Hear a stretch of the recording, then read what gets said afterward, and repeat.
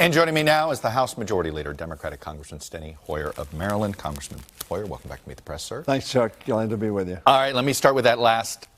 Mick Mulvaney said just now, you heard him, the president is taking concrete wall off the table. If that's not evidence that he was trying to compromise, then he don't know what is. Do you take that as a good faith offer?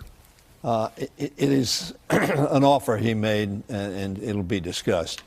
But the fact of the matter is, you used Mick Mulvaney's quote, but you've got Senator John Cornyn who says, I don't think we're just going to be able to solve border security with a physical barrier because people can come under, around it, and through it. Lindsey Graham said the border wall is probably not a smart investment.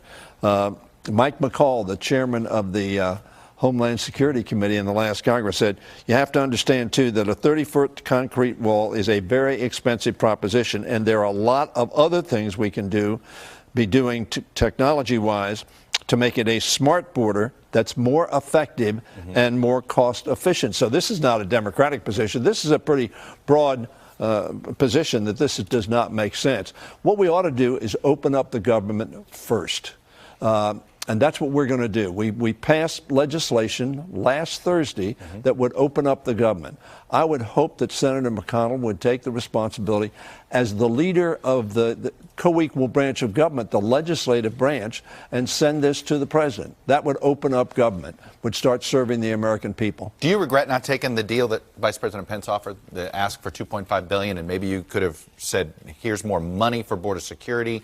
You guys call it border security and all this, and you would have reopened the government? Well, look, we were ready to take the deal that the vice president offered, and Senator McConnell took that offer. He passed a bill. No, I'm talking about, he didn't pass that one. I understand that. No, Senator McConnell did pass that bill. In the last Congress, he sent us a bill, and the Republicans in the House of Representatives rejected the Senate bills, the Republican bills. And when you say, have we compromised, we have voted for and are prepared to vote for Republican bills. These are all the Republican bills from the last Congress.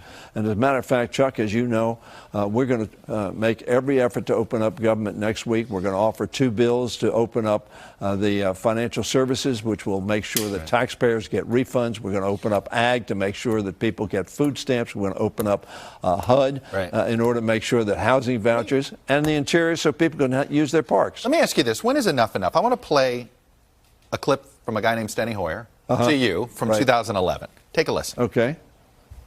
There does come a time when the American public expect us to be able to act. Gridlock is not what they voted for. The priorities that we have agreed to in this resolution are not my priorities. But we have reached agreement. Basically have said you have supported things. You have had to vote for things you haven't supported before. And it'll happen again. Chuck, let me reiterate. What we voted for last Thursday were Republican bills, all Republican bills, no Democratic bills, and we took them as they were passed the Senate. We're going to do the same thing this week. The difference is we'll do it by bill so we can help taxpayers, we can help people who need food assistance, and we help people who need housing vouchers, people who need flood insurance. We'll do it one by one. I would hope that Mitch McConnell, as the leader of the United States Senate, would represent the Congress of the United States, the co-equal branch that says we believe we ought to open up government. Mitch McConnell believes we ought to open up government. At the end of the day, you need a presidential signature, right? At the end of the day, you need a presidential signature Correct. from the government. You may not like any of the ways that the president has conducted himself, how he's conducted these negotiations.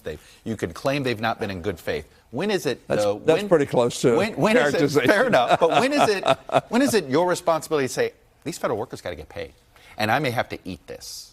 We don't think the wall is a good technology to do the objective. This is a substantive argument. The reason I read these Republican views that say the wall is not the technology we ought to pursue is because this is a difference of substance. We ought to have that argument on the substance and not be held hostage. 800,000 federal employees, millions of people who need food stamps. I understand that, but what is your threshold? They're holding them here? hostage. He may be doing this. You may believe this. At some point, don't these people need to get paid? We are for strengthening border security. And as a matter of fact, one of the positive things that happened in the meeting with the Big 8 as it's called, was Senator Durbin brought up the fact that there was insufficient dollars in the Homeland Security bill to have the technology to have the electronic ability to see what's in all these trucks that are coming across our border every day.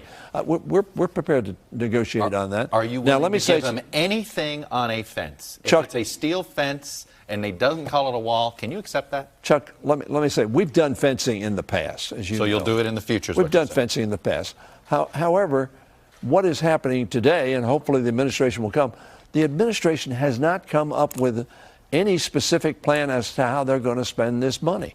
Now, remember, I understand it was the last Congress. The president said to Mitch McConnell, I will sign this bill. Mitch McConnell signed a bill. He sent it to the House. We were prepared to vote for that bill, but the Republicans wanted to shut down the government. We need to open up government and then negotiate, not the other way around, because we're prepared to negotiate, and we're prepared to have the Homeland Security bill approved for a short term so that we have to negotiate. Is an impeachment process inevitable? No, I don't think an impeachment process is inevitable, and that's not what we're focused on. We're focused on substantive bills. Now, we got to focus on getting the government open. That's our primary first responsibility. We have you think the impeachment talks a distraction? I think that the impeachment talks right now are distraction. We'll have to see what the Mueller report says. Okay. Nancy and I have both said that. We have voted that way on the floor of the House of Representatives. What we want to do is concentrate on our substantive agenda. We want to make sure that we get some reforms done on redistricting, on campaign finance reform, on voting rights. We want to make sure we get ethical reforms. Right. We want to make sure we get focus on wages and health care, all those issues that we campaigned on. Steny Hoyer, I have to leave it there. The House Majority Leader, new House Majority Leader, or new again, congratulations. Well, I'm hopeful, as I said, that Mitch McConnell, as we pass these bills, will send them to the President, and we will continue to negotiate on making sure that our borders are secure. We will. Hey, NBC News fans, thanks for checking out our YouTube channel. Subscribe by clicking on that button down here, and then click on any of the videos over here to watch the latest interviews, show highlights, and digital exclusives. Thanks for watching.